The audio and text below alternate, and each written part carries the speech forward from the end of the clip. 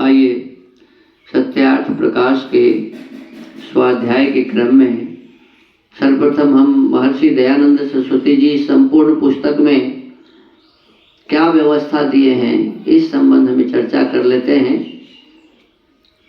सत्यार्थ प्रकाश में 14 समुल्लासें, जिसमें 10 तो पूर्वार्ध है और 4 उत्तरार्ध है। इसमें प्रथम समुल्लास में ईश्वर के ओंकार आदि नामों की व्याख्या लिखी गई है। द्वितीय समुल्लास में संतानों की शिक्षा, तृतीय समुल्लास में ब्रह्मचर्य, पठन पाठन व्यवस्था, सत्यासत्य ग्रंथों के नाम और पढ़ने पढ़ाने की रीति, चतुर्थ समुल्लास में विवाह और गृहस्थाश्रम का व्यवहार, पंचम समुल्लास में वानप्रस्थ और संन्यासाश्रम की विधि, छठे समुल्लास में राजधर्म, सप्तम समुल्लास में वेदेश्वर विषय, अष्टम समुल्लास में जगत की उत्पत्ति, स्थिति और प्रलय, नवम समुल्लास में विद्या अविद्या, बंध और मोक्ष की व्याख्या, दसवें समुल्लास में आचार अनाचार और भक्ष्याभक्ष्य विषय, एकादश समुल्लास में आर्यावर्ती मत मतांतर का खंडन मंडन विषय, द्वादश समुल्लास में चारवाक, बौद्ध और जैन मत का विषय, त्रयोदश समुल्लास में ईसाई मत का विषय, 14वें समुल्लास में मुसलमानों के मत का विषय और 14 समुल्लासों के अंत में आर्यों के सनातन वेद विहित मत की विशेषतः व्याख्या लिखी है। स्वामी जी कहते हैं जिसको मैं भी यथावत मानता हूँ। अब प्रथम समुल्लास का स्वाध्याय अभी चल रहा है और हमने देखा कि इसमें परमात्मा का मुख्य नाम ओम बताया गया है। क्या बताया गया? और ओम के बहुत सारे अर्थ हैं, अनंत अर्थ हैं। परमात्मा के जितने गुण ओम के उतने ही अर्थ हैं। तो यहाँ कहा कि ओम का अर्थ विराट है, ओम का अर्थ अग्नि है, ओम का अर्थ विश्व है, और ये तीनों नाम ओम शब्द में जो अ है इस अ से सिद्ध होते हैं। ऐसे बहुत सारे नाम और भी अ से होंगे। फिर कहते हैं परमात्मा का नाम हिरण्यगर्भ है, परमात्मा का नाम वायु है और परमात्मा का नाम तेजस है। ये जो ओम में बीच में उ है, इस उ से ये तीनों नाम सिद्ध होते हैं और ऐसे बहुत सारे नाम और भी हो सकते हैं। फिर कहते हैं अब जो परमात्मा का नाम ईश्वर है, क्या है? ईश्वर है। और परमात्मा का नाम आदित्य है, परमात्मा का नाम आदित्य है। तो ईश्वर और क्या कहते हैं आदित्य, ये म हलंत जो है ना ओम में, इस म अक्षर से ये सिद्ध होते हैं। एक और है प्राज्य। क्या है? प्राज्य। तो उस परमात्मा का नाम प्राज्य भी है। कैसे? आज इसका स्वाध्याय करते हैं। लिखा है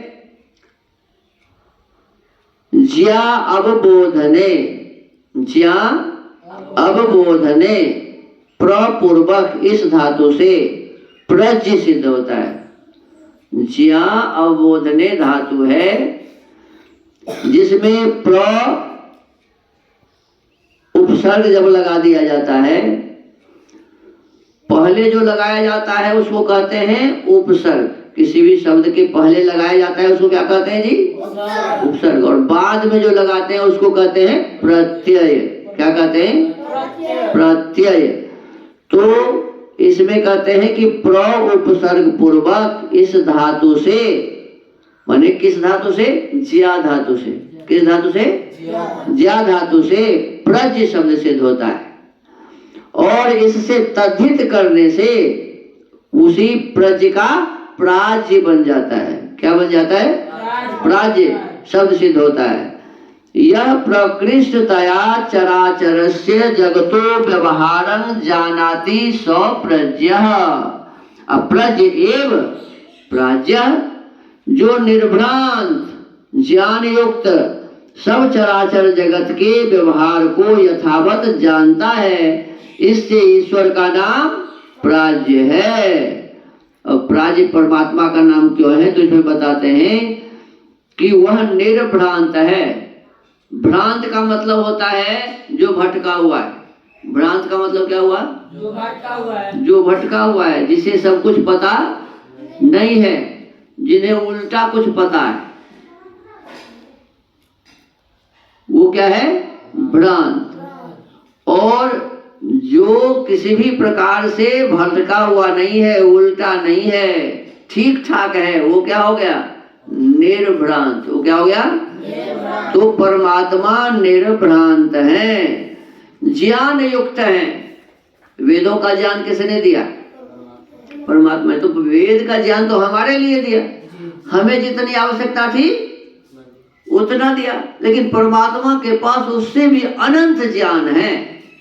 तो इसीलिए परमात्मा निर्भ्रांत है, परमात्मा ज्ञान युक्त है, इसीलिए उसका नाम क्या है? प्राज्य।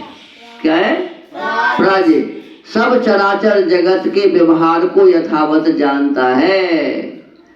चर अचर जितने भी संसार के पदार्थ हैं, सबके व्यवहारों को वो जानता है। इसीलिए परमात्मा का नाम क्या है जी? प्राज्य है। और ये तीनों नाम ईश्वर, आदित्य और प्राज्य मकार से लिए जाते हैं, गृहीत होते हैं। कहते हैं ऐसे और भी बहुत से सारे नाम हैं जो ओम से, उ और म से सिद्ध होते हैं। जैसे एक एक मात्रा से तीन तीन अर्थ यहाँ व्याख्यात किए हैं ऊपर में। अ से तीन, उ से तीन और म से भी तीन। तो कहते हैं वैसे ही अन्य नामार्थ भी ओंकार से जाने जाते हैं। ये तीन तीन चौतीन 9 हुआ ना, इससे भी बहुत और भी नाम ओ अ उ म से हो सकते हैं। तो आज हम इस स्वाध्याय के क्रम को यहीं विराम देते हैं, फिर इससे आगे कल स्वाध्याय करेंगे। ओम।